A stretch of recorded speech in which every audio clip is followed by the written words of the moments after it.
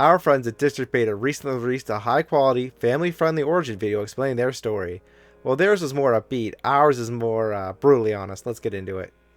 When we first opened Sunday Slot Cars, our intention was to be a rental car track only. No product, no YouTube channel, we're just going to be a form of cheap entertainment for lower income families. That's what I kept reading from Facebook news. That's what people kept saying they wanted. It turned out that was a terrible idea. Now, first off, I know what people are going to say. Well, you had the speeds too high, you know, those were good for like an older audience, teenage audience, adult audience. But the thing is, I did turn the speed down and they were magnetless. I had taken the magnets out of those particular set of cars. The other thing is it's a pain to get your kids on the bus. You know, you don't want to go down for like the half-hour bus ride because Sarnia's buses are half-hour apart. And getting those kids on the bus, that you want to kind of do something for more than 15 minutes at a time. So that just didn't happen.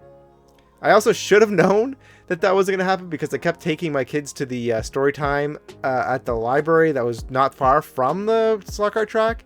And the only people showing up to that were rich women in their pimped out Escalades. And you might think I was being cute making a joke there. I wasn't. Now, we did end up getting product a couple months afterwards, but it just wasn't enough. It was too late. We should have had product when we first opened. I've already talked about this in another video.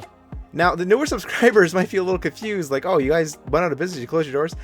We did, and then a coincidental thing happened where a lot of other businesses had a temporary close too. So when we reopened, a lot of people didn't even realize we had closed. A lot of people were just like, oh, you were coming back after the pandemic. And I was just like, yeah.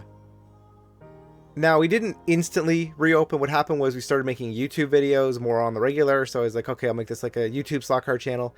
And yeah, so it turned out like our online sales kind of spiked as our YouTube videos went up. So like as we started making YouTube more frequent and often, we sold through our leftover stock really quickly. And we were both just like, okay, we kind of made a big mistake.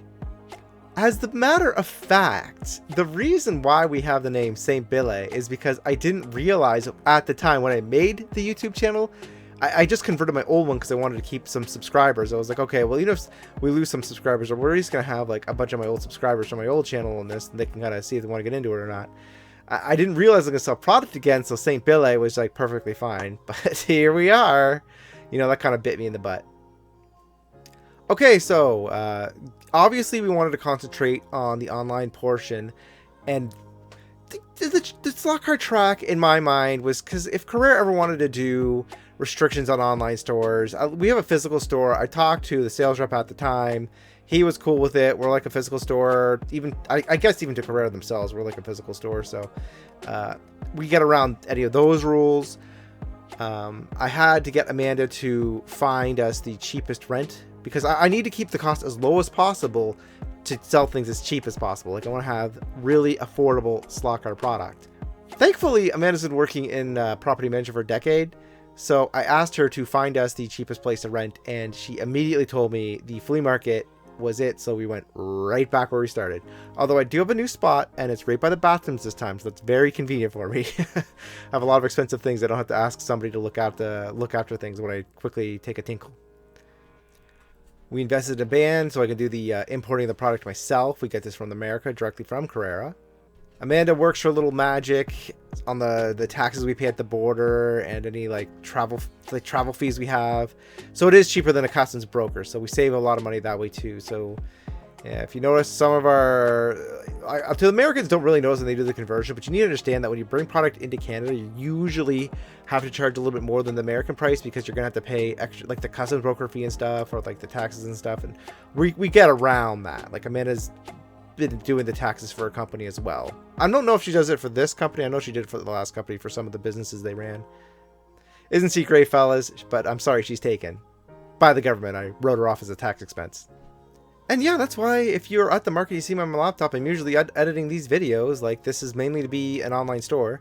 Now we do still need the physical store to have this be viable. Like this we need both physical store and online store for this to be more than just a hobby. This is actually a business. So if you shop to us in person, don't think I don't care. It's just, I do need to spend some time with the online portion. I always put my laptop down. Don't be afraid to bug me. It's no offense. It's just how it is. These videos actually take a while to make. Now, as you can see, we give people cheap Carrera product. Like I said, I do a lot to keep the costs down. So why not check out Sunday-slot-cars.square.site and buy some Carrera product there? Or you can check us out in Sarnia at 1112 Christina Street North, Sarnia, Ontario, Canada. So see you guys later. Hope you enjoyed this little trip down memory lane. Okay, bye-bye.